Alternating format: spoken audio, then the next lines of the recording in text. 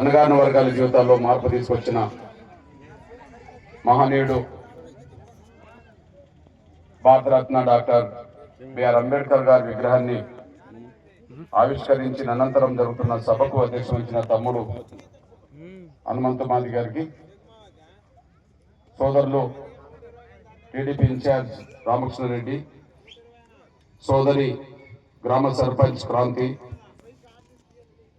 సోదరులు సతీష్ నాయుడు, టిప్పు సుల్తాన్, దివాకర్ రెడ్డి గారు, వెంకటపతిరాజు గారు, రామిరెడ్డి, ముత్తారెడ్డి, అయ్యన్న, ఆనంద్, ఎంఆర్పిఎస్ మండల అధ్యక్షులు తమ్ముడు ప్రతాప్, సాల్మన్, ఈ జిల్లా ఎంఎస్పి అధ్యక్షులు సోదరులు సుభాష్, తమ్ముడు ఎంఆర్పిఎస్ అధ్యక్షుడు భాస్కర్, ఇక్కడికి వచ్చిన ఇన్ఛార్జీలు ఉమ్మడి చిత్తూరు జిల్లా నుండి వచ్చిన ఇన్ఛార్జీలు గోపి, చిన్న, ఇంకా ఈ సభా వేదిక మీద ఉండబడే ఈ గ్రామ, ఈ మండల, నియోజకవర్గం, ఈ జిల్లాకు సంబంధించిన ఎంఆర్పిఎస్ అనుబంధ విభాగాల నాయకులకు,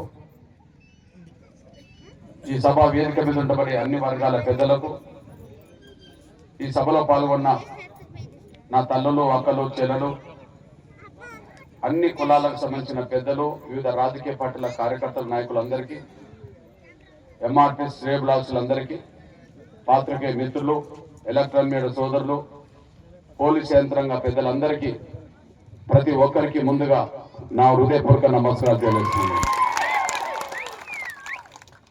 చాలా సంతోషం. ఇంత మీరు చెప్పినట్టుగానే, తమ్ముడు చెప్పినట్టుగానే ఇది చాలా చిట్ట చివరి గ్రామమే కాకుండా చాలా వెనుకబడ్డ ప్రాంతంగా ఇది కనిపిస్తుంది. నిజంగానే స్వాతంత్రం వచ్చి దాదాపు ఇక 8 దశాబ్దాలు కాబోతున్నాయి. ఇక అయినప్పటికీ ఇంకా చాలా ప్రాంతాలు, చాలా జిల్లాలు, చాలా నియోజకవర్గాలు ఇంకా అభివృద్ధిలో వెనుకబడిపోయినాయి అనడానికి సాక్ష్యం ఈ గ్రామం, ఈ ప్రాంతం చూస్తే అర్థమవుతుంది.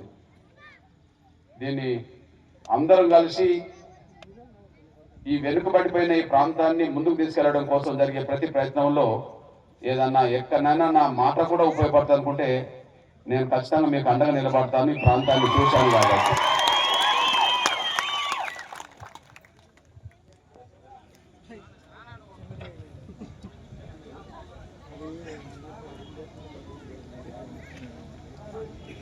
పెద్దలారా,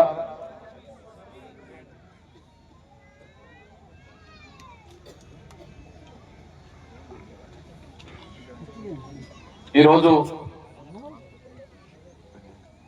ఈ దేశంలోనే కాదు ప్రపంచంలో ఒక గొప్ప మేధావిగా డాక్టర్ బాబాసాహెబ్ అంబేద్కర్ కు గుర్తింపు వచ్చింది. ఎంత గుర్తింపు వచ్చిందంటే ఆయన జన్మదినోత్సవమైన ఏప్రిల్ 14 నాడు ప్రపంచ దేశాలన్నిటికీ ఐక్యరాజ్య సమితి ఒక పిలుపునిచ్చింది. ఆయన జన్మదినోత్సవాన్ని ప్రపంచ దేశాలు నాలెడ్జ్ డేగా ప్రపంచ దేశాలు జరుపుకోవాలని చెప్పి పిలుపునివ్వడం అంటే ప్రపంచంలో ఉండబడే ఇప్పుడున్న మేధావుల్లో గతంలో ఉన్న మేధావులతో పోల్చుకుంటే ఆయన పేరుతోనే ప్రపంచవ్యాప్తంగా నాలెడ్జ్ డే నిర్వహించాలని చెప్పి ఐక్యరాజ్య సమితి నిర్ణయం తీసుకున్నదంటే ఆయన ఎంత గొప్ప మేధావులకే మేధావి అనడానికి అదొక బలమైన సాక్ష్యం. ఆయన నిజంగా వేరే సామాజిక వర్గంలో పుట్టి ఆ స్థాయికి వస్తే అది వేరే విషయం. ఒక బ్రాహ్మణులలోనో లేదా ఇతర ఉన్నత వర్గాల కులంలో పుట్టి ప్రపంచవ్యాప్తంగా ఒక గొప్ప మేధావిగా, అందరికంటే మీ గొప్ప మేధావిగా గుర్తింపు వస్తే అది వేరు విషయం, అది సహజమవుతుంది. కానీ కొన్ని వేల సంవత్సరాలుగా చదువుకు దూరం చేయబడ్డ వర్గాల నుండి వచ్చిన మహనీయుడు అతను. కొన్ని వేల సంవత్సరాలుగా చదువు నిరాకరించబడ్డ వర్గాల నుండి వచ్చిన మహనీయుడు అతను. ఈ దేశంలో కోట్లాది మంది దళితులు చదువుకుంటేనే నేరం అని చెప్పి నాలుక కోయబడ్డ దేశంలో మనం ఉన్నాం. ఈ దేశంలో గొంతు కోయబడ్డ దేశంలో మనం ఉన్నాం. అంటే ఈ కింది వర్గాలకు సంబంధించిన దళిత పేద వర్గాలు వేల సంవత్సరాలుగా చదువుకు దూరంగా నెట్టబడ్డాయి అనడానికి ఎన్నో సాక్ష్యాలు మన కళ్ళ ముందు కనిపిస్తుంటాయి. కొన్ని వేల సంవత్సరాలుగా చదువుకు దూరమైన వర్గాలకు ఒకసారి చదువుకునే అవకాశమే వస్తే ఏ స్థాయిలో జ్ఞానవంతులు అవుతారని ఒకవేళ ఎవరన్నా అనుకుంటే నిరూపించిన మహనీయుడే మాకు అవకాశం వస్తే ప్రపంచంలోనే అగ్రగణ్యులైన మేధావులు అవుతామని చెప్పి నిరూపించిన చరిత్ర మన భారతరత్న డాక్టర్ బాబాసాహెబ్ అంబేద్కర్ ఉన్నది. అంటే ఆయన చదువు దాదాపు ఒక 100-110 సంవత్సరాల నుంచి ఉన్నది అనుకుంటే ఈ 100 సంవత్సరాల్లోనే ఆయన చదువుకుంటే ప్రపంచంలోనే అగ్రగణ్య మేధావుడు అయ్యాడు. మరి వేల సంవత్సరాలుగా చదువు నిరాకరించబడ్డదంటే నిజంగా వేల సంవత్సరాల నుంచి చదువుకునే అవకాశం కనుక దళిత వర్గాలకు వస్తే అట్లాంటి అంబేద్కర్లు వందలాది మంది ప్రపంచంలో ముందుకు వచ్చేవాళ్ళు. ఒక 100 సంవత్సరాలకు ప్రపంచంలోనే ఒక గొప్ప మేధావిగా, ప్రపంచంలోనే అత్యంత అందరికంటే ఒక గొప్ప మేధావిగా ఆయనకు పేరు వచ్చింది. ఐక్యరాజ్య సమితి నిర్వహించడం సాక్ష్యం. ఒక 100 ఏళ్లలోనే ప్రపంచ మేధావులందరికంటే గొప్ప మేధావిగా తయారయ్యే అవకాశం ఈ అంబేద్కర్ లాంటి దళిత వర్గాలకు వచ్చిందంటే మరి కొన్ని వేల సంవత్సరాలుగా చదువుకునే స్వేచ్ఛ అవకాశాలు ఉంటే ఇంకా ఎంతమంది మహనీయులు ప్రపంచానికి మార్గనిర్దేశం చేసేవాళ్ళు. ఇది ఒక గర్వకారణం, ఒక బాధ.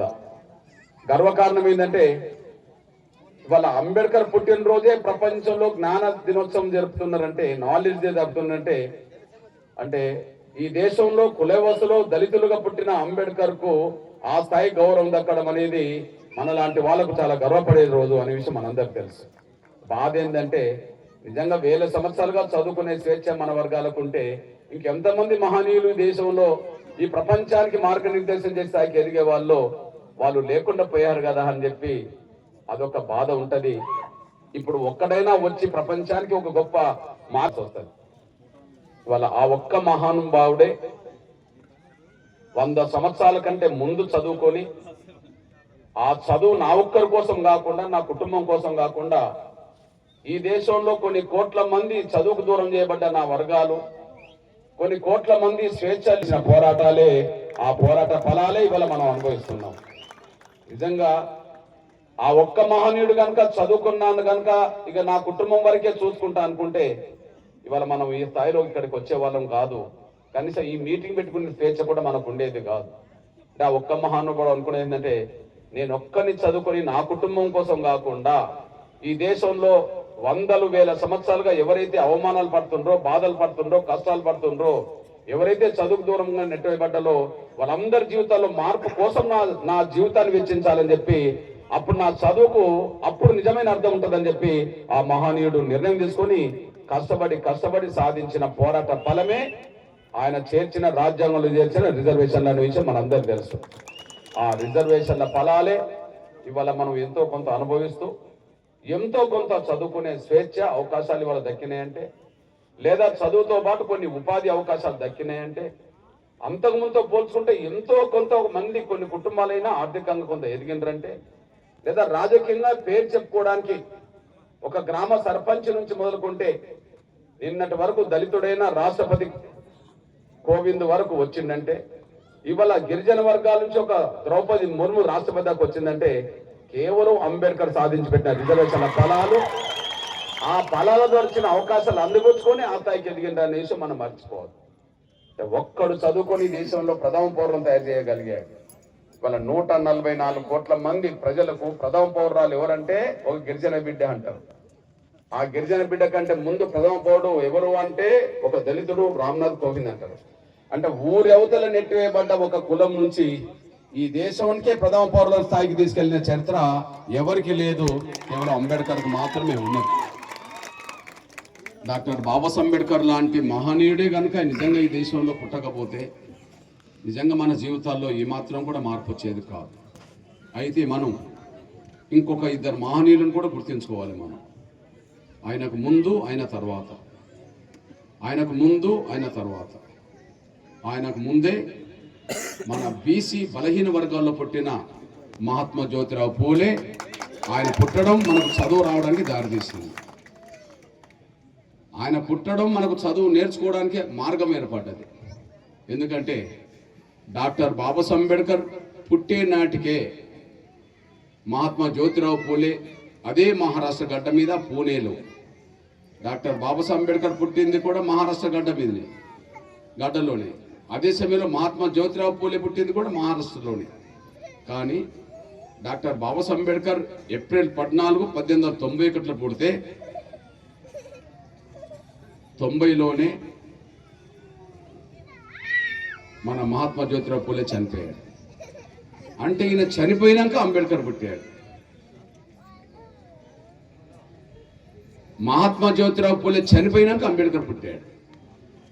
మహాత్మా జ్యోతిరావు పూలే ఆయన భార్య అయిన పడుతున్న సావిత్రిబాయి పూలే, అరే ఈ దేశంలో కోట్లాది మంది దళితులకు చదువు లేకుండా పోయింది. చదువు లేకపోవడం వల్ల వాళ్ళకు సమాజంలో ఏం ప్రశ్నించాలో అర్థం కాకుండా పోయింది. ఏ అన్యాయం జరుగుతుందో దాన్ని నిలదీసే పరిస్థితులు వాళ్ళు లేకుండా పోయినరు. ముందు అన్యాయాన్ని జరుగుతుందని తెలుసుకోవాలన్నా చదువే కావాలి, అన్యాయాన్ని ప్రశ్నించాలన్నా చదువే కావాలి. ఆ చదువుకే ఈ సమాజం వీళ్ళని దూరం చేసింది కనుక ఆ చదువు వీళ్ళకు నేర్పాలని చెప్పి, అసలు వీళ్ళు చదువుకోవద్దని చెప్పి శాసిస్తున్న రోజుల్లో, వీళ్ళని చదువుకోనివ్వద్దని చెప్పి శాసిస్తున్న రోజుల్లో ఒక మహాత్మా జ్యోతిరావు పూలే దంపతులే దళిత వర్గాలు కూడా చదువుకునే స్వేచ్ఛను కల్పించిందనేసి మనం మర్చిపోవాలి. మీరు గమనించాలి, డాక్టర్ బాబాసాహెబ్ అంబేద్కర్ పుట్టక ముందే దళిత వర్గాలు చదువుకునే స్వేచ్ఛను కల్పించింది, స్వేచ్ఛ కోసం కొట్లాడింది, మన కోసం పాటుపడ్డది, కష్టాలు పడ్డది, బాధలు పడ్డది, దాడులకు గురైంది మహాత్మా జ్యోతిరావు పూలే దంపతులు. అంటే అప్పటికి అంబేద్కర్ పుట్టలేదు. అంబేద్కర్ పుట్టక ముందే మనకు చదువు నేర్చుకునే స్వేచ్ఛను, అవకాశాన్ని కల్పించింది మహాత్మా జ్యోతిరావు పూలే దంపతులు. ఆ మహాత్మా జ్యోతిరావు పూలే దంపతులు ఆ స్వేచ్ఛ మనకు కల్పించి చనిపోయినాక అంబేద్కర్ పుట్టాడు. ఇక అంబేద్కర్ పుట్టి చదువుకునే స్వేచ్ఛ కొంత వచ్చింది, కానీ అందరితో సమానంగా కూర్చునే స్వేచ్ఛ రాలేదు. అప్పటికి చదువుకునే స్వేచ్ఛ కొంత మేరకు వచ్చింది, కానీ ఆ చదువుకునే స్వేచ్ఛ ఎంత మేరకు వచ్చిందో ఒకసారి అంబేద్కర్ జీవిత చరిత్ర చూసుకుంటే, మరి అందరూ ఏ పాఠశాలలో ఏ గదిలో అయితే కూర్చున్నారో డాక్టర్ బాబాసాహెబ్ అంబేద్కర్ అదే గదిలో అందరితో కూర్చోలేకపోయాడు కదా. డాక్టర్ బాబాసాహెబ్ అంబేద్కర్కు చదువుకునే అవకాశం కొంత మేరకు వచ్చింది, కానీ అన్ని వర్గాల పిల్లలతో కూర్చొని చదువుకునే స్వేచ్ఛ వచ్చిందంటే అందరు కూర్చునే గదిలో ఇతను చిట్ట చివరి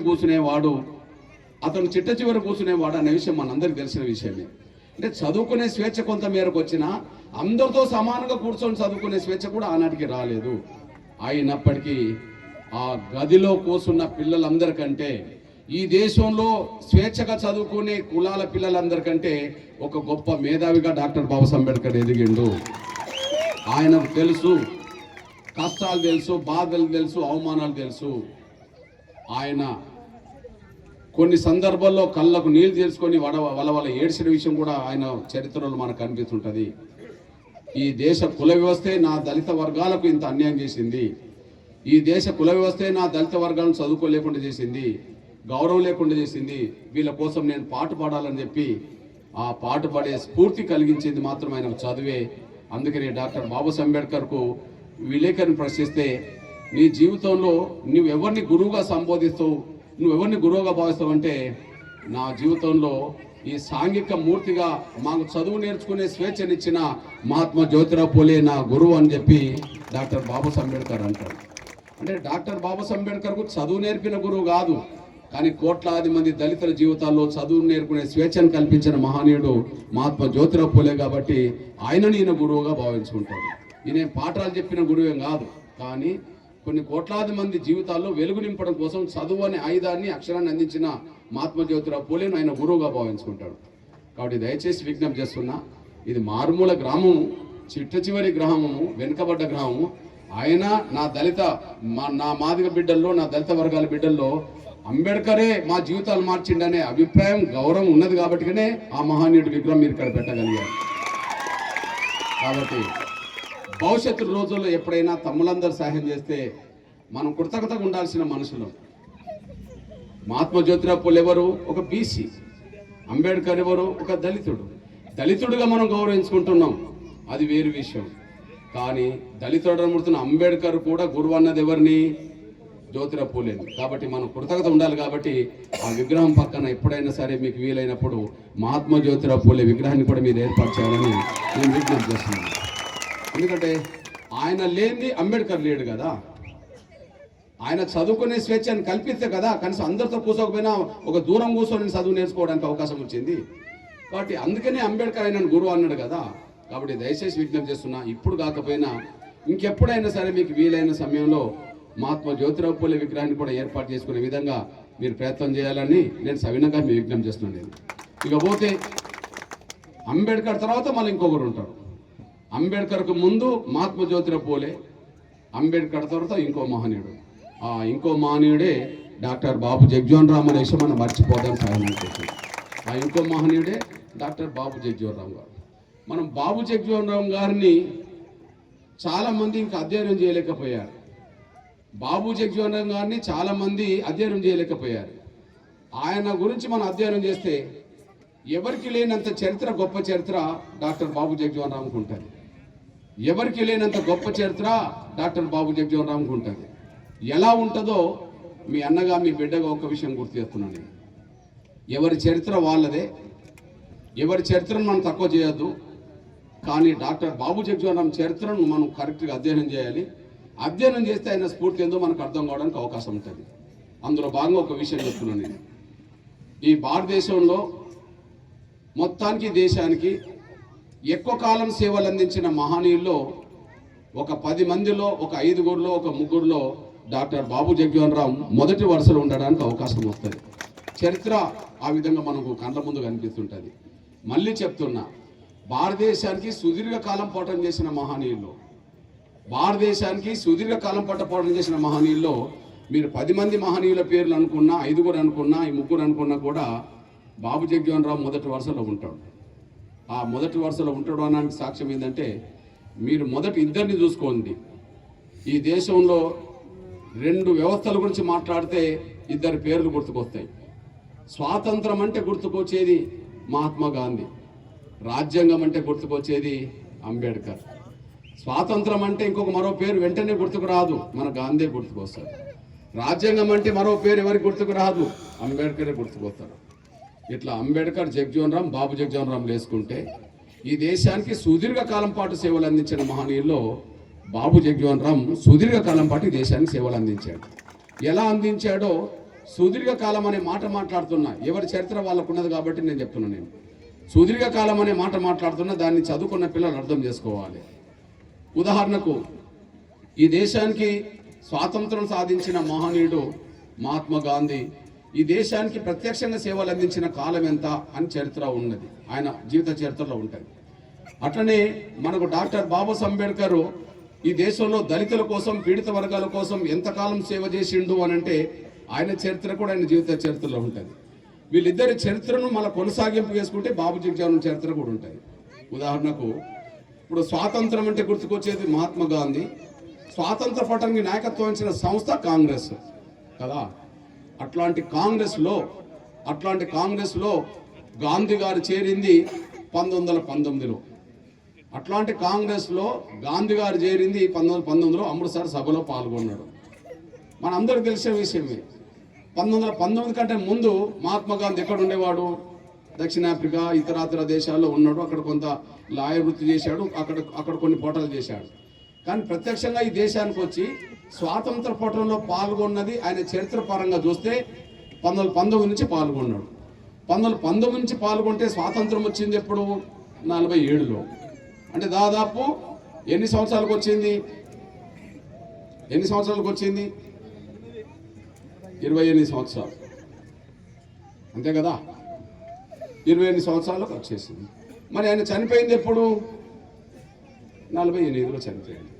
అంటే టోటల్ చనిపోయే నాటికి కూడా, ఆయన చంపబడే నాటికి కూడా దేశ సేవలో ఉన్నాడని మనం భావించుకోవాలి. ప్రత్యక్షంగా దేశ సేవలోకి వచ్చింది ఎప్పుడు? 1919లో. ఆయన చంపబడ్డది ఎప్పుడు? 1948లో.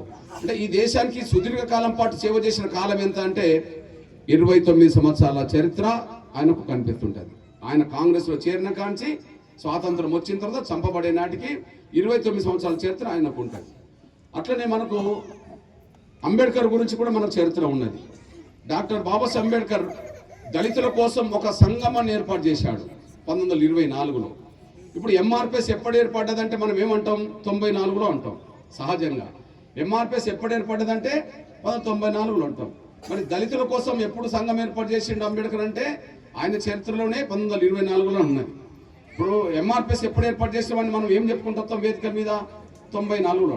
అంటే 94 నుంచి మనం మాదిగల కోసం పోరాటం చేయాలని ఆలోచన వచ్చింది అని అర్థం. మరి దళితుల కోసం పోరాటం చేయాలనే ఆలోచన అంబేద్కర్కి ఎప్పుడు వచ్చిన్నదంటే ఆయన చరిత్ర ప్రకారంగా 1924లో. 24 నుంచి ఆయన రాజ్యాంగం రాసి ఆయన చనిపోయే నాటికి 1956లో చనిపోయాడు. ఇప్పుడు మీ దృష్టికి తీసుకొస్తున్నాను, 24లో ఆయన దళితుల కోసం పాటుపడడం మొదలుపెట్టిండు, 56లో చనిపోయిండు. దాదాపు చనిపోయే నాటికి కూడా దేశ సేవలోనే ఉన్నాడు అని అనుకుందాం. మొత్తం ఎన్ని సంవత్సరాలు దేశ సేవలో ఉన్నట్టు? 32 సంవత్సరాలు. ఈ దేశ సేవలో 32 సంవత్సరాలు అంబేద్కర్ ఉన్నాడు. ఇప్పుడు 29 సంవత్సరాలు ప్రత్యక్షంగా ఈ దేశ సేవలో మహాత్మా గాంధీ ఉన్నాడు. 32 సంవత్సరాలు ఈ దేశ సేవలో బాబు జగజీవన్ రావు ఉన్నాడు.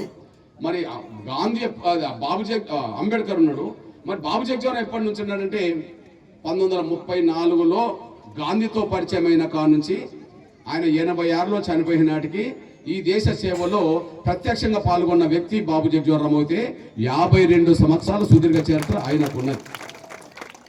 నేను చెప్తున్న ఏ మాట కూడా నా సొంత రికార్డు కాదు. గాంధీ చరిత్ర నుంచి మాట్లాడిందే నేను, అంబేద్కర్ చరిత్ర నుంచి మాట్లాడిందే, బాబు జగజీవన్ చరిత్ర నుంచి మాట్లాడింది. కాబట్టి చరిత్ర చెప్పేది నేను ఇప్పుడు చెప్పవచ్చు, కానీ చరిత్ర నేను అండర్లో చదివింది. ఈ దేశానికి ఎక్కువ కాలం ఎవరు సేవ చేసిండ్రంటే బాబు జగజీవన్ సేవ చేశాడు. ఈ సేవ ఎన్ని రూపాయలు ఉన్నదో మీ దృష్టి తీసుకొస్తున్నాను నేను. అంబేద్కర్ కంటే మహాత్మా గాంధీ ఎన్ని సంవత్సరాలు పెద్ద మీరు ఒక్కసారి లెక్కలు వేసుకోండి. 1869లో గాంధీ, అక్టోబర్ 2, ఏప్రిల్ 14, 91లో అంబేద్కర్. అంటే గాంధీ కంటే అంబేద్కర్ 22 సంవత్సరాలు చిన్న. అంబేద్కర్ కంటే జగజీవన్ రామ్ 17 సంవత్సరాలు చిన్న. అంటే మొత్తానికి గాంధీతో పోల్చుకుంటే గాంధీ కంటే బాబు జగజీవన్ రామ్ 39 సంవత్సరాలు చిన్నవాడు. గాంధీతో పోల్చుకుంటే అంబేద్కర్ 22 సంవత్సరాలు చిన్నోడు. అంబేద్కర్తో పోల్చుకుంటే అంబేద్కర్ కంటే 17 సంవత్సరాలు బాబు జగజీవన్ రామ్ చిన్నోడు. మొత్తానికి బాబు జగజీవన్ రామ్ గాంధీతో పోల్చుకుంటే 39 సంవత్సరాలు చిన్నోడు. ఇక్కడ గాంధీ కంటే 39 సంవత్సరాలు చిన్నోడు బాబు జగజీవన్ రామ్, గాంధీతో పోల్చుకుంటే 22 సంవత్సరాలు చిన్నోడు అంబేద్కర్. కానీ స్వాతంత్ర పోరాటంలో గాంధీతో కలిసి అంబేద్కర్ పోరాటం చేయలేదు, కానీ గాంధీతో కలిసి అతి చిన్న వయసులో బాబు జగజీవన్ రామ్ పోరాటం చేసిండు. అందువల్ల స్వాతంత్ర సమరయోధుడిగా చరిత్ర బాబు జగజీవన్ రామ్ ఉంటుంది. స్వాతంత్ర సమరయోధుడి చరిత్ర ఎవరికి ఉంటుందంటే అతి చిన్న వయసులోనే బాబు జగజీవన్ రామ్ స్వాతంత్ర పోరాటంలో పాల్గొన్నాడు. గాంధీ జైలుకి వెళ్తే ఈయన జైలుకి వెళ్ళిండు, గాంధీ దెబ్బలు తింటే ఈయన దెబ్బలు తిన్నాడు, గాంధీ దీక్షలు చేస్తే బాబు జగజీవన్ దీక్షలు చేశాడు. మొత్తానికి స్వాతంత్ర పోరాటంలో గాంధీతో పోల్చుకుంటే చిన్నోడైనా కూడా ఈ దేశంలో దళితులందరి తరపున మొట్టమొదటి దళిత స్వాతంత్ర పోరాట వీరుడుగా బాబు జగజీవన్ చరిత్ర ఆయనకు రాయబడ్డది. ఇప్పుడు ఎవరితో కలిసి పనిచేసిండంటే గాంధీతో బాబు జగజీవన్ కలిసి పనిచేశాడు. అంటే స్వాతంత్ర పోరాటంలో బాబు జగజీవన్ ఉన్నాడు, అక్కడ స్వాతంత్ర పోరాటంలో ప్రత్యక్షంగా అంబేద్కర్ లేడు. అంటే గాంధీ స్వాతంత్ర పోరాటం నడుపుతుంటే స్వాతంత్ర పోరాటంలో అంబేద్కర్ లేడు, కానీ బాబు జగజీవన్ ఉన్నాడు. ఇప్పుడు స్వాతంత్రం అనంతరం మనకు రాజ్యాంగం రాయబడ్డది. దేశానికి స్వాతంత్రమే రాలేదనుకో, స్వాతంత్ర పోరాటమే జరగలేదనుకో, రాజ్యాంగం ఏ దేశానికి రాయబడేది? బ్రిటిష్ ఇండియాకు రాజ్యాంగం ఉన్నది. అంటే భారతదేశానికి స్వాతంత్రం వచ్చినాకనే రాజ్యాంగం రాయబడ్డది. అంటే స్వాతంత్రం వచ్చినాకనే రాజ్యాంగం రాయబడ్డది. కాబట్టి రాజ్యాంగ నిర్మాతగా ముసాయిదా కమిటీకి చైర్మన్గా అంబేద్కర్కు ఒక అవకాశం వచ్చింది. స్వాతంత్రం రాకపోతే అవకాశం అంబేద్కర్కి వచ్చేది కాదు. కాబట్టి ముందు రాజ్యాంగం రాయడానికంటే ముందు ఏది ముఖ్యమైంది? స్వాతంత్రం ముఖ్యమైంది.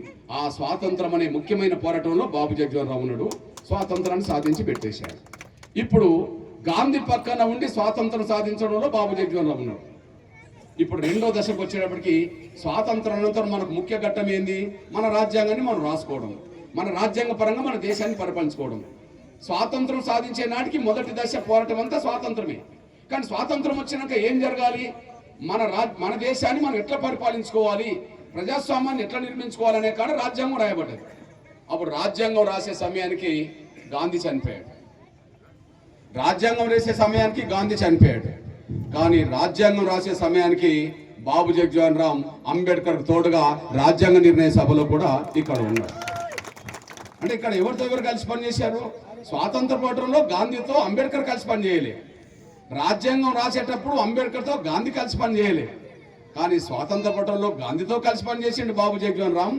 రాజ్యాంగం రాసేటప్పుడు అంబేద్కర్తో కలిసి పనిచేసింది బాబు జగ్జీవన్ రామ్ అనే విషయం చరిత్ర కనిపిస్తుంటారు. ఉదాహరణకు రాజ్యాంగం రాయడానికి ఒక 10 కమిటీలు పడితే ఆ 10 కమిటీల్లో 4 కమిటీల్లో 2 భాగస్వాములు అవుతారు.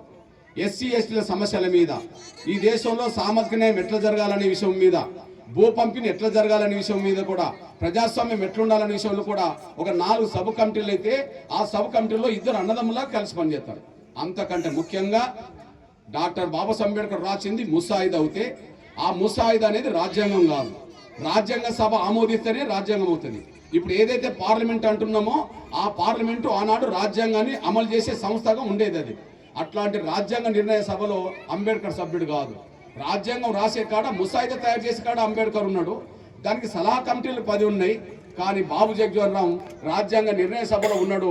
ఆ రాజ్యాంగ నిర్ణయ సభ అంటే రాసే కాడ అంబేద్కర్ ఉంటే రాజ్యాంగాన్ని ఆమోదించే కాడ బాబు జగ్జీవన్ రామ్ ఉన్నాడు. ఆ ఇద్దరు పాత్ర వల్ల రాజ్యాంగం మన చేతికి రావడానికి దారితీసింది.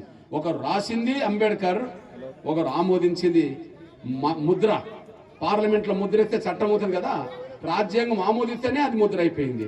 కాబట్టి అక్కడ ముద్ర వేసే కాడ, ఆమోదించే కాడ డాక్టర్ రాజేంద్ర ప్రసాద్ చైర్మన్ అవుతే బాబు జగ్జీవన్ రామ్ సభ్యుడిగా ఉండి ఆ రాజ్యాంగాన్ని ఆమోదించే కాడ కీలకమైన పాత్ర పోషించాడు. అంటే ఇక్కడ గాంధీ పక్కన అంబేద్కర్ లేడు. స్వాతంత్ర పోరాటంలో రాజ్యాంగం రాసేటప్పుడు అంబేద్కర్ పక్క గాంధీ లేడు, ఆయన చనిపోయిండు. కానీ ఇద్దరు పక్కన బాబు జగ్జీవన్ రామ్ మాత్రం ఉన్నాడు అనే విషయం కూడా మీరు మర్చిపోతారు సాయనం కోరుతున్నారు. ఇకపోతే దళితుల జీవితాల్లో ఇవాళ వరకు రిజర్వేషన్లు ఉన్నాయంటే, బాబు జగ్జీవన్ రామ్ పాత్ర కూడా కీలకం.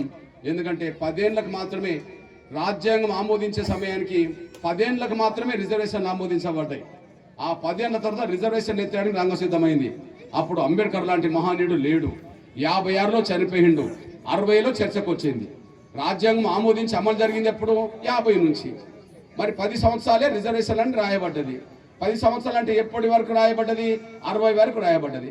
60లో చర్చ జరిగింది. మళ్ళా ఎట్టి పరిస్థితుల్లో ఇక రిజర్వేషన్ 10 సంవత్సరాలు ఉన్నాం కాబట్టి ఇక ఎత్తేయాలని చెప్పి చర్చ జరిగింది.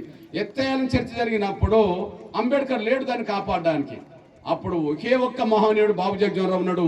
ఈ దేశంలో కుల వివక్షత ఉన్నంత వరకు, ఈ దేశంలో కుల అసమానతలు ఉన్నంత వరకు, ఈ దేశంలో పేదరికం ఉన్నంత వరకు, అది 10 ఏళ్ళైనా 20 ఏళ్ళైనా 100 సంవత్సరాలైనా సరే రిజర్వేషన్ ఉండాల్సిందే అని చెప్పి కొట్లాడి కాపాడింది బాబు జగ్జీవన్ రామ్ మాత్రమే.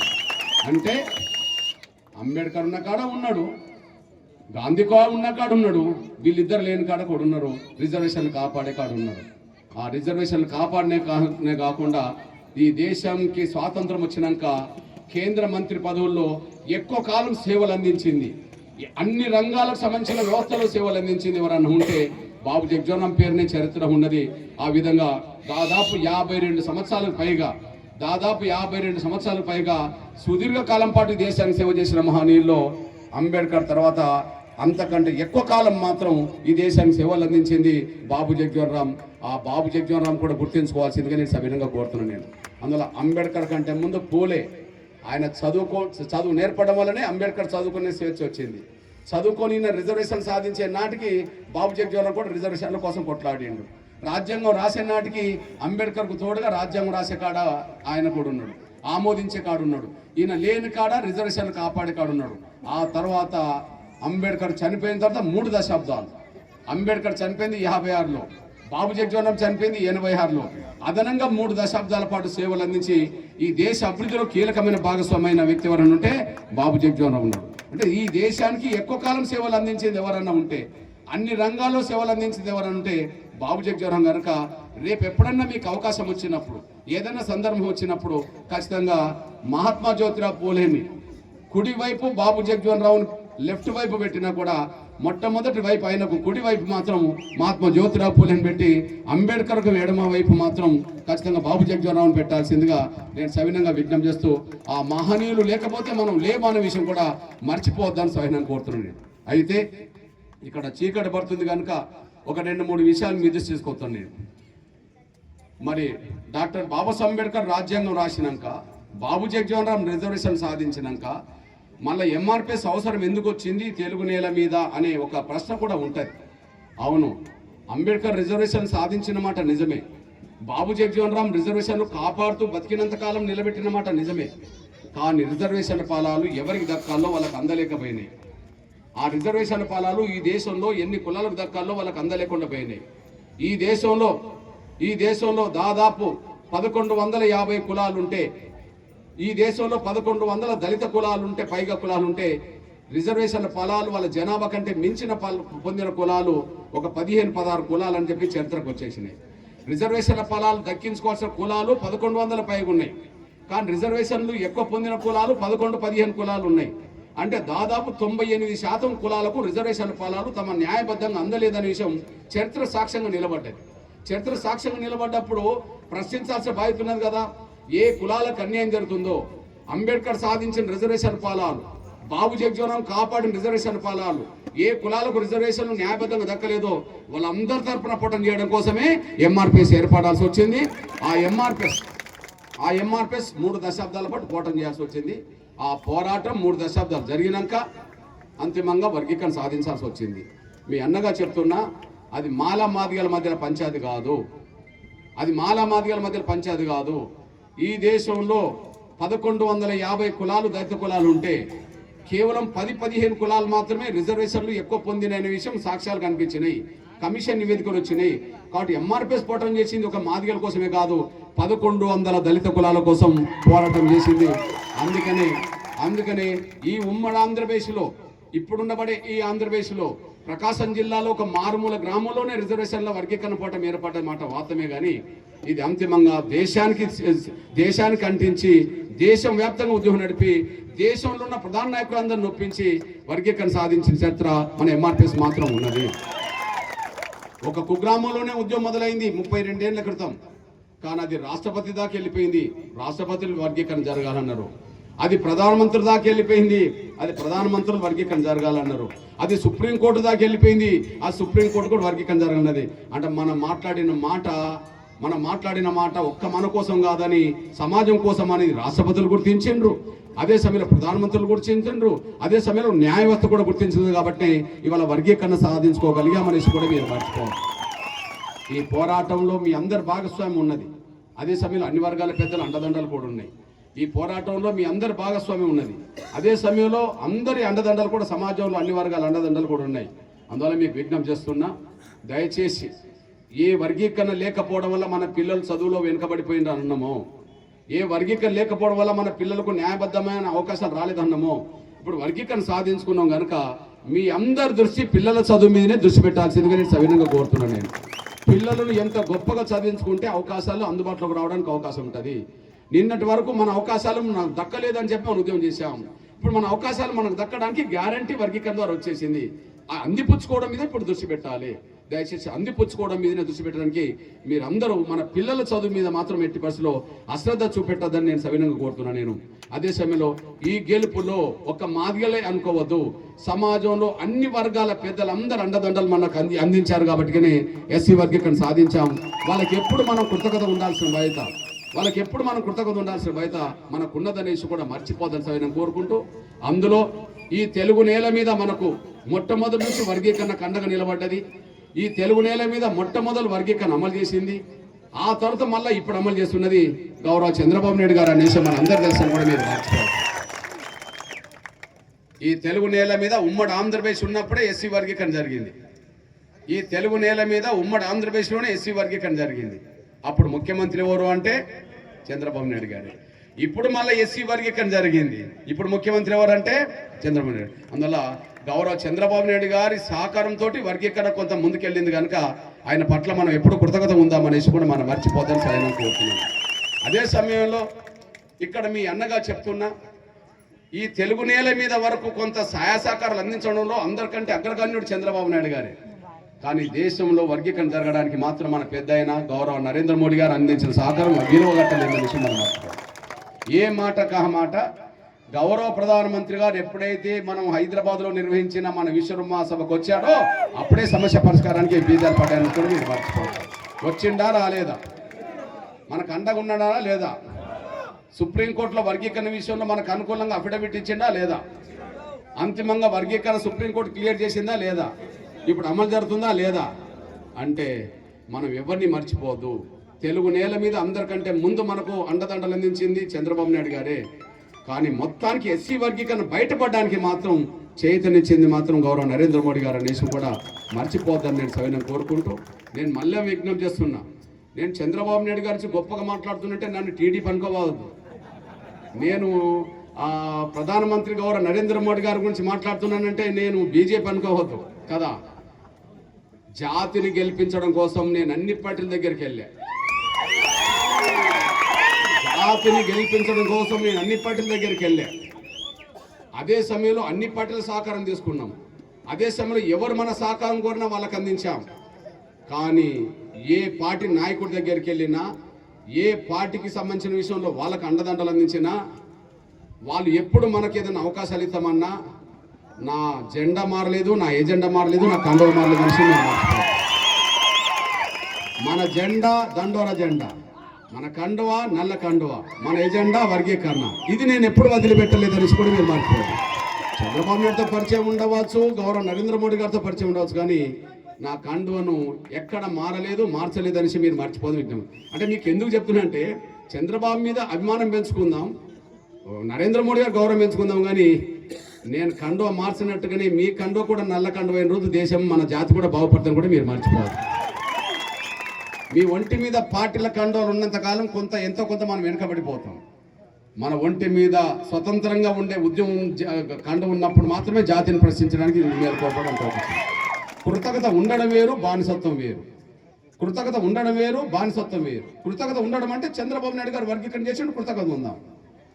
గౌరవ నరేంద్ర మోడీ గారు మన కండువ ఉన్నారు, కృతజ్ఞత ఉందాం. కానీ బానిసత్వం వేరు. నేను కృతజ్ఞత ఉంటాను కానీ బానిసత్వం చేయను.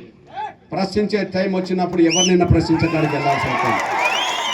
ప్రశ్నించే టైం వచ్చినప్పుడు ఎవరినైనా ప్రశ్నించే కాడికి వచ్చేస్తుంది. ఎందుకంటే ప్రశ్నించాలంటే స్వతంత్రంగా ఉండాలి. స్వతంత్రంగా ఉండాలంటే మన కండువ, మన ఎజెండా, మన జెండా మనకు ఉండాలి. లేకపోతే బానిసలుగా మారుతుంది. ఇప్పుడు ఉదాహరణకు మీ దృష్టికి వస్తున్నాను. ఇప్పుడు ఈ రాష్ట్రాన్ని పరిపాలించేది గౌరవ చంద్రబాబు నాయుడు గారు కావచ్చు. ఇక్కడ చాలా వెనుకబడ్డ ప్రాంతం, అది చిట్ట చివరి ప్రాంతం అంటున్నాం అన్నప్పుడు దీని అభివృద్ధి కోసం పాటుపడాలని గట్టిగా నిర్ణయం తీసుకున్నప్పుడు ప్రశ్నించాల్సి వచ్చినప్పుడు ప్రశ్నించాల్సి వస్తుంది కదా. అందులో ప్రశ్నించే చైతన్యం, ప్రశ్నించే స్వతంత్రత మనకు ఉన్నప్పుడు మాత్రమే ప్రశ్నించగలం, కొట్లాడగలం, సాధించగలం. అందుకు ఉదాహరణ మీ దృష్టికి నేను తీసుకొస్తున్నాను. నేను చాలామంది అనుకుంటారు కృష్ణమాది గారు ఎంఆర్పిఎస్ ఉద్యమం మొదలుపెట్టి మాదిగల కోసం 30 ఏళ్ళు నడిపిండు అని చెప్పి. నిజమే కావచ్చు. వర్గీకరణ సాధించడం కోసం 30 ఏళ్ళు అలుపెరగని పోరాటం మనం చేయవచ్చు. కానీ ఈ 30 ఏళ్ల పోరాటంలో కేవలం మాదిగల కోసం సాధించి పెట్టింది వర్గీకరణ అవుతే ఈ సమాజం కోసం సాధించింది ఎక్కువ అనే విషయం మీరు మర్చిపోతాను సాయం కోరుతున్నాను. మాదిగల కోసం సాధించింది వర్గీకరణే, కానీ సమాజం కోసం సాధించిందే ఎక్కువ. ఇవాళ మాదిగల ఫలాలు పొందేది వర్గీకరణ ద్వారా కొన్ని ఫలాలు పొందుతారు, చదువుకునే అవకాశాలు, ఉద్యోగాలు. కానీ సమాజంలో అన్ని వర్గాలకు ఆరోగ్య భద్రత కల్పించింది మాత్రం ఎంఆర్పిఎస్ మాత్రమే. ఇప్పుడు తమ్ముడు చెప్పిండు, గుండె జబ్బుతో బాధపడుతున్న పిల్లల ఉద్యమం జరిపినప్పుడు ఆరోగ్యశ్రీ పథకం వచ్చిందని. ఆరోగ్యశ్రీ పథకం రాకపోతే మన పరిస్థితి ఏంది? ఆరోగ్యశ్రీ పథకం వచ్చినాక మన పరిస్థితి ఏంది? ఆరోగ్యశ్రీ పథకం రాకపోతే పేదవాళ్ళు కార్పొరేట్ ఆసుపత్రికి వెళ్ళే అవకాశం అయితే వచ్చేది కాదు. ప్రైవేట్ ఆసుపత్రికి వెళ్ళి ఆపరేషన్ చేయించుకునే స్థాయి మనకు ఉండేది కాదు. అప్పుడు గుండె జబ్బులు వచ్చినా, ఏ జబ్బులు వచ్చినా కూడా గవర్నమెంట్ ఆసుపత్రి దిక్కు. గవర్నమెంట్ ఆసుపత్రిలో సకాలంలో వైద్యం, నాణ్యమైన వైద్యం దక్కాలని పరిస్థితి కనిపిస్తుంటది. అట్లాంటప్పుడు ఇవాళ పేద వర్గాలు ఎక్కడికి పోయేవాళ్ళు? చావో బతుకో ప్రభుత్వ ఆసుపత్రులు వేసుకునేవాళ్ళు. కానీ ఇప్పుడు అట్లా కాదు. 2 తెలుగు రాష్ట్రాల్లో తప్ప బయట దేశంలో ఎక్కడ లేనిది, 2 తెలుగు రాష్ట్రాలు తప్ప బయట దేశంలో ఎక్కడ లేనిది ఆరోగ్యశ్రీ పథకం. ఉమ్మడి ఆంధ్రప్రదేశ్లో రాజీవ్ ఆరోగ్యశ్రీ పథకంగా రావచ్చు. ఆ తర్వాత చంద్రబాబు నాయుడు గారు వచ్చి అది ఎన్టీ రామారావు పేరుతో కొంత పెట్టవచ్చు, లేకపోతే జగన్మోహన్ రెడ్డి వచ్చి మన దాన్ని వైఎస్ఆర్ పేరు పెట్టవచ్చు, లేదా ఇప్పుడు ఇంకేదైనా రావచ్చు. అంతిమంగా ఆరోగ్యశ్రీ పథకం స్ఫూర్తి వచ్చిందే ఎంఆర్పిఎస్ వల్ల వచ్చిందనేసి మనం మర్చిపోతాం. భారతదేశంలో ఏ రాష్ట్రం లేని పథకం, అత్యంత పేదలకు ఉపయోగపడే పథకం ఎంఆర్పిఎస్ సాధించిన ఆరోగ్యశ్రీ పథకం. ఇక్కడ నా తమ్ముడు ఒక ముస్లిం తమ్ముడు నాకు కనిపిస్తుండే, ఎంతో మంది ముస్లిం పెద్దలు ఉన్నారు ఇక్కడ. ఒక రోజు 2004లో గుండె జబ్బుతో బాధపడుతూ ఒక పేద ముస్లిం కుటుంబం నా దగ్గరికి వాళ్ళ బిడ్డను తీసుకొచ్చింది. ఆ అమ్మాయి పేరు నసీమా. ఆ నసీమకు గుండె జబ్బు ఉన్నది. అది ఖమ్మం జిల్లా రెబ్బవరం సంబంధించిన ఒక వైర మండలం సంబంధించిన ఒక గ్రామంలో. ఆ అమ్మాయికి ఆపరేషన్ చేయకపోతే అమ్మాయి చనిపోతుందనే పరిస్థితికి వచ్చేసింది. ఆ అమ్మాయి తప్ప ఆ కుటుంబంలో ఇంకొక ఆడబిడ్డ లేదు, ఒక మగబిడ్డ పిల్లడు లేడు. అట్లాంటప్పుడు అన్న నీ దయతో నా బిడ్డకి ఏదైనా ఆపరేషన్ చేయించమని చెప్పింది. అప్పుడు నేను రాజశేఖర్ గారి తీసుకెళ్ళాను. రాజశేఖర్ గారు ఆపరేషన్ ఖర్చు మొత్తం 1,40,000 అవుతే ఆయన 25,000 కంటే ఎక్కువ ఇవ్వనన్నాడు. మరి 25,000 కనుక ఇస్తే ఇంకా 1,15,000 లేవు కాబట్టి ఈ బిడ్డ బతికే అవకాశం లేదని చెప్పి నేను గట్టిగా మాట్లాడినా. అంతకంటే ఎక్కువ పెంచలేదన్నాడు. ఆ పెంచకపోతే నేను ఉద్యోగం చేస్తాను అన్నా, నీ ఇష్టం ఉన్నట్టు చేసుకోపో అన్నాడు. అదే గుండె జబ్బుతో బాధపడుతున్న పేదవాళ్ళందరికీ ఒక ఉద్యోగం చేయాలని చెప్పి నిర్ణయం తీసుకోవాల్సి వచ్చింది. గుండె జబ్బుతో బాధపడుతున్న పేదలందరికీ ఉచిత వైద్యం చేయాలని చెప్పి డిమాండ్ చేయాల్సి వచ్చింది. ఆ గుండె జబ్బుతో బాధపడుతున్న పేదల ఉద్యమంలో ఒక పిల్లోడు కూడా ఆ రోజు చనిపోయిన విషయం మీ అందరు తెలుసు. ఆ పిల్లోడి డెడ్ బాడీని తీసుకెళ్లి రోడ్డు మీద పెట్టుకొని కూర్చొని ఉద్యమం చేయాల్సి వచ్చింది. ఆ రోజు స్వర్గీయ రాజశేఖర్ గారికి నాకు మధ్యలో ఫోన్ సంభాషణలో గొడవలు బెదిరింపులు జరిగిన విషయం కూడా ఆ రోజు అందరికీ తెలుసు. ఆయన నువ్వు గనక ఇప్పుడు ఆపరేషన్ చేయించకపోతే నేను ఈ రోడ్డు దిగి పోనని నేనన్నా, నీ అంత చూస్తానని చెప్పి ఆయన అన్నాడు. పేపర్లు అన్ని రాసినాయి. అప్పుడు నీ అంత చూస్తా, నీ సంగతి చూస్తా, నా సంగతి నీకు తెలియదు, నీ సంగతి నాకు తెలుస్తుందని చెప్పి మాట్లాడిండు. నువ్వేమన్నా చేసుకో, పేదలందరికీ ఉచిత ఆపరేషన్ ప్రైవేట్ హాస్పిటల్ జరగాల్సిందే అని నేను గట్టిగా మాట్లాడినా. ఆ తర్వాత 6-7 గంటలకు ఆయన దిగొచ్చిండు. ఈ రాష్ట్రంలో ఉన్న పేదలందరికీ ఉచిత ఆపరేషన్ చేయడానికి ఒక ప్రత్యేక పథకం తీసుకొస్తామన్నాడు. ఆ పథకమే ఆరోగ్యశ్రీ పథకంగా మారింది. ఆ పథకమే ఆరోగ్యశ్రీ పథకంగా మారింది. అంటే నేను అప్పటికే కాంగ్రెస్లో ఉన్నాను అనుకోండి, నేను గట్టిగా మాట్లాడేవాడిని కాదు కదా. అందువల్ల ఈ కండువా నన్ను ప్రశ్నించే చైతన్యాన్ని నిలబెట్టుకుంటూ వచ్చేసింది. ఈ కండువ పోయి నేను ఇంకేదన్నా పార్టీ కండువ కప్పుకున్నాను అనుకో, నాకు చంద్రబాబు నాయుడు గారు 98లో ఎంపీ టికెట్ ఇచ్చిండు, నేను వద్దన్నా. 99లో నాకు రాజ్యసభ ఇచ్చిండు, వద్దన్నా. స్వర్గీయ రాజశేఖర్ గారు ముఖ్యమంత్రి ఉన్న కాలంలో 2007లో నాకు ఎమ్మెల్సీ ఇచ్చి మంత్రి ఇస్తా అన్నాడు, వద్దన్నా. 2009లో వరంగల్ పార్లమెంట్ సీటు నాకు ఇస్తా అన్నాడు, నేను వద్దన్నా. 2012-13 మధ్యలో జగన్మోహన్ రెడ్డి గారు నాకు రాజ్యసభ ఇస్తా అన్నాడు, నేను వద్దన్నా. 2023లో 24లో జరిగిన పార్లమెంట్ ఎన్నికల్లో వరంగల్లో బీజేపీ నాకు పార్లమెంట్ టికెట్ ఇస్తా అనేది నేను వద్దన్నా. ఎందుకు వద్దనంటే ప్రశ్నించడానికి ఉండాలంటే పార్టీలో చేరొద్దని అనుకున్నా. ప్రశ్నించడానికి ఉండాలనుకుంటే వ్యక్తి కోసం కాదు, ఒక కుటుంబం కోసం కాదు, సమాజం కోసం ప్రశ్నించడానికి ఉండాలంటే స్వతంత్రంగా ఉండాలనుకున్నా. ఆ స్వతంత్రం ఉండడం వల్లనే ఆ రోజు రాజశేఖర్ గారిని గట్టిగా ప్రశ్నించారు. ఆ ప్రశ్నించడం వల్లనే ఈ తెలుగు నేల మీద అన్ని కులాల పేదలకి వాళ్ళ ఆరోగ్య కార్డు వచ్చేసింది. ఆరోగ్య కార్డు వల్ల ప్రైవేట్ ఆసుపత్రికి వెళ్తుండ్రు. ప్రపంచంలో ఎక్కడ పేదలు డబ్బులున్న వాళ్ళు ప్రైవేట్ ఆసుపత్రికి వెళ్తారు, డబ్బు లేని వాళ్ళు గవర్నమెంట్ ఆసుపత్రికి వెళ్తారు. ఈ దేశం మొత్తం అట్లనే ఉన్నది. కానీ తెలుగు నేల మీద మాత్రమే డబ్బు లేని పేదలు ఇవాళ ప్రైవేట్ ఆసుపత్రికి వెళ్ళే కాడికి వచ్చేసింది. అది ఆరోగ్యశ్రీ పథకం. ఇది వాస్తవమా కాదా అనడానికి నేను చెప్పడం ఎందుకు, స్వర్గీయ రాజశేఖర్ గారే నిండు శాసనసభలో చనిపోవడానికి 20 రోజుల ముందు ఆరోగ్యశ్రీ పథకం మీద చర్చకు వచ్చినప్పుడు ఈ ఆరోగ్యశ్రీ పథకం రాకపోవడానికంటే ముందు ఏం జరిగిందో, ఎప్పటి నుంచి ఇది మొదలు పెట్టిండో ఒక్కసారి స్వర్గీయ రాజశేఖర్ గారి మాటల్లోనే మీరు వినాల్సిందిగా విజ్ఞప్తి చేస్తున్నా.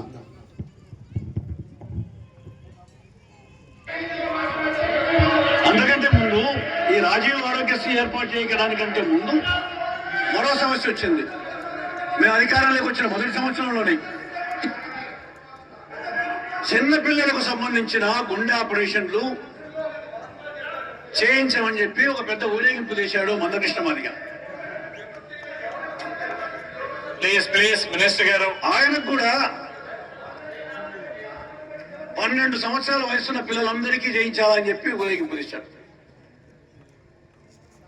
ఆయన ఆ విధమైన ఊరేగింపు తీస్తూనే 12 సంవత్సరాల నుంచి, అంటే మేము అధికారంలోకి వచ్చిన మొదటి సంవత్సరంలో 12 సంవత్సరాల వయసున్న వాళ్ళందరినీ ఒక ఊరేగింపుకు తీసుకొచ్చి ఆ ఊరేగింపులో అలసడతో 1-2 చచ్చిపోయారు కూడా పిల్లలు. మా దృష్టికి వచ్చిన వెనువెంటనే ఏమాత్రం ఆలస్యం చేయలేదు అధ్యక్ష. అందుకే అధ్యక్ష వెంటనే ఏర్పాటు చేసామా లేదా? వెంటనే ఏర్పాటైందా లేదా? ఆ పనుండే అంటే ఎంఆర్పిఎస్ కనుక ప్రశ్నించి బలమైన ఉద్యోగం చేయకపోతే ఆరోగ్యశ్రీ పథకం ఎక్కడ వచ్చేది? ఒకవేళ ఆరోగ్యశ్రీ పథకం పెట్టాలనుకుంటే దేశం మొత్తం మీద ఇప్పుడైనా పెట్టవచ్చు కదా, ఎందుకు పెట్టలేకపోయింది ఏ రాష్ట్ర ప్రభుత్వాలు కూడా? ఇక్కడనే ఎందుకు వచ్చినాయి? అంటే ఎవరు అడగలేదు, మనం అడిగాం, కొట్లాడాం, సాధించాం. మరి నేను కాంగ్రెస్లో ఉన్నాను అనుకో, నేను అడిగేటోడిని కాదు, కొట్లాడేటోడిని కాదు, సాధించడం కాదు. అందువల్ల ఈ నల్ల కండువా నా కోసం నీ కోసం కాదు, సమాజం కోసం అనేసి మీరు మర్చిపోద్దని సహాయం. ఎవరి కోసం కాదు, సమాజం కోసం. అట్లనే తమ్ముడు మాట్లాడుతూ పెన్షన్ల గురించి మాట్లాడాడు. ఈ దేశంలో ఆరోగ్యశ్రీ పథకం లేనట్టుగానే పెన్షన్లు కూడా ఎక్కడికి ఇంత లేవు ఇప్పుడు తెలుగు రాష్ట్రాలు ఇచ్చినంతగా.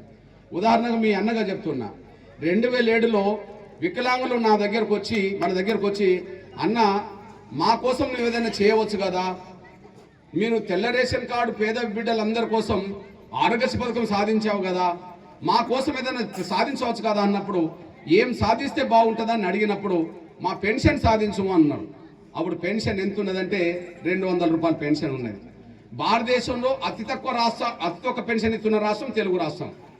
కానీ పెన్షన్ కోసం జరిగిన ఉద్యమంలో ముందు 1500 రూపాయలు టార్గెట్ పెట్టి లక్షలాది మందిని సమీకరించి ముందు 1500 రూపాయలు సాధించాం, లక్షలాది మంది సాధించాం. ఆ 1500 మళ్ళీ డబల్ చేయాలంటే 3000 సాధించాం. ఆ 3000 డబల్ కావాలంటే 6000 సాధించాం. చెప్పండి, 200 రూపాయల పెన్షన్ ఏకకాలంలో 1500 దాకా తీసుకొచ్చాం. ఆ 1500 పెన్షన్ డబల్ అంటే ఎంత? 3000 సాధించాం. 3000 డబల్ అంటే ఎంత? 6000 సాధించాం. ఇప్పుడు భారతదేశంలో అతి ఎక్కువ పెన్షన్ ఇస్తున్న రాష్ట్రం తెలుగు రాష్ట్రాలు అనే విషయం మీరు మర్చిపోతారు. సరిపోతుంది. ఎంఆర్పిఎస్ ప్రశ్నించక ముందు, వికలాంగుల పక్షాన రాకముందు, వికలాంగుల పక్షాన రాకముందు ఈ దేశంలో అతి తక్కువ పెన్షన్ ఇస్తున్న రాష్ట్రంగా తెలుగు రాష్ట్రం ఉంటే, ఇవాళ ఈ దేశంలో ఎక్కువ పెన్షన్ ఇస్తున్న రాష్ట్రాలే తెలుగు రాష్ట్రాలు అయిపోయినాయి. అంటే ప్రశ్నించి కొట్లాడాం కాబట్టిగానే ఈ ఫలితం వచ్చిందనేసి మీరు మర్చిపోదని సహనం కోరుతున్నాను. నాకు తెలిసి నా తమ్ముళ్ళు, కొంత అవగాహన తమ్ముళ్ళు ఉన్నారు, ఈ 30 ఏళ్ల పోరాటంలో ఏ పార్టీ సమాజం కోసం ఇన్ని ఉద్యమాలు చేయలే. ఈ దేశంలో ఏ సంఘం కూడా సమాజం కోసం